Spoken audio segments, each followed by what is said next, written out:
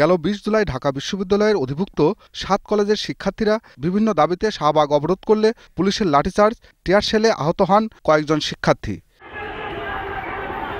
ওই দিন পুলিশের টিয়ার শেলের আঘাতে তিতুমির কলেজের শিক্ষার্থী ছিদ্দিকুর রহমানের ২ চোখে আঘাত পান। এখন তার ডান চোখ কোনো আলো দেখতে পাচ্ছেন না ছিদ্দিকুর, তবে বাম চোখের আলো আসছে যাচ্ছে। দৃষ্টি ফেরা নিয়ে এখনও সংশয়ে চিকিৎসকরা। ওই দিনের বিক্ষোভের ঘটনায় ১২০০ শিক্ষার্থীর বিরুদ্ধে মামলা দায়ের করেছে পুলিশ। মামলা আতঙ্কে ভুগছেন ৭ কলেজের শিক্ষার্থীরা। সকালে ঢাকা কলেজের সামনে থেকে বিক্ষোভ মিছিল শেষে মামলা প্রত্যাহারের দাবি করেন তারা।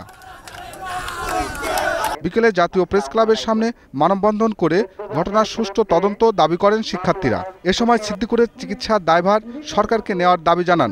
ধরে আটক করা হয় তাহলে আমি কিন্তু অজ্ঞাতনামা নয়, তাহলে আমি হয়ে যাবে ওই মামলারই একজন আসামি। যে উদ্দেশ্যে ঢাকা ইউনিভার্সিটির আন্ডারে আনা হয়েছে, আপনারা দয়া করে সেই নীতিমালা বাস্তবায়ন করুন।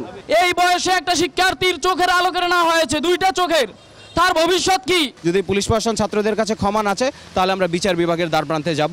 আহমদ বাবু, ২১ টেলিভিশন, ঢাকা।